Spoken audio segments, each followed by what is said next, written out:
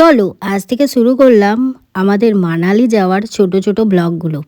এগুলো বানিয়ে রেখেছিলাম, ভাবলাম চলো তোমাদের সাথে শেয়ার করি। তো আমরা দিল্লি পৌঁছেই আমরা নিয়ে নিয়েছিলাম পড হোটেল। তো যেটা আই থিঙ্ক তোমরা সবাই জানো যে দিল্লিতে যেটা রেলওয়ে স্টেশন আছে তার পাশেই পড হোটেলগুলো পাওয়া যায়। তো এখানে এসে আমার একটা জিনিস ভালো লেগেছিল, এরকম ছোট্ট ছোট্ট মানে মানে কি বলবো, এগুলো হোস্টেলে দেখা যায় না এই টাইপের বেডগুলো। তো একদম পর্দা দেওয়া, একদম প্রাইভেসি মেনটেন করা আছে। তো তোমরা পুরোটাই আমার বড় ব্লগে দেখতে পাবে, একদম ডিটেলস ভিডিও। তো সেখানে তোমরা সব কিছু পেয়ে যাবে। এখানে ছোটো মতন করে দেখিয়ে দিলাম। তো এখানে আমি আর অনির্বাণ এসেছি, আর দুজনেই আমরা প্রচণ্ড টায়ার্ড ছিলাম। আর খাবার দাবার তো বুঝতে পারছো দিল্লি এসে একটু প্রবলেম হয়েছিল, কারণ এখানে তো সব ভেজিটেরিয়ান রেস্টুরেন্ট। তো এটা হচ্ছে পড হোটেল। তো দেখো তোমাদেরকে নাম্বারটাও তোমাদের সাথে শেয়ার করে দিলাম। আর এখানে যেন খুব হাওয়া দিচ্ছিল, তো সেই কারণে আর কি আবার একটুক্ষণের মধ্যেই দেখছি আবার একটু হালকা মেঘও চলে এলো।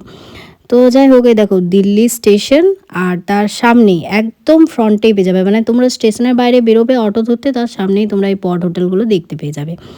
আমার তো ভীষণই ভালো লেগেছে এই পড হোটেলগুলো। তো চলো এবার আমাদের আবার দেখো আবার বৃষ্টিও চলে এসেছে। তো তারপরে আমরা চলে এসেছি বাস স্ট্যান্ডে। তো সেখানে আমাদের ভ্যাকেশন এক্সপ্রেস বাসে আমরা মানালি গিয়েছিলাম। তো সেই রাতের জার্নিটা তো বেশ ভালোই ছিল, আর আমাদের কিন্তু কোনো রকম কোনো কষ্ট হয়নি। আমরা বাসে করে মানালি গিয়েছিলাম বলেছে আমাদের খুব একটা কষ্ট হয়েছে এমনটাও না, ঠিকঠাক সব কিছুই।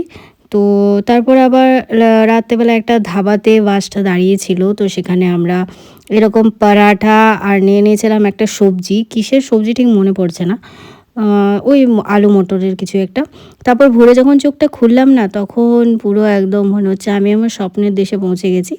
ওরে ভাই, ফাইনালি আমি মানালি আসতে পেরেছি। এটা যে আমার কতদিনের একটা স্বপ্ন ছিল কি বলবো। তার আগে বলে রাখি, এর আগেও আমি আমার মা বাবার সাথে মানালি এসেছি, আমি ঘুরে গেছি। তো তারপর আবার চলে এলাম। আমি 2018 সালে এসেছিলাম মানালি।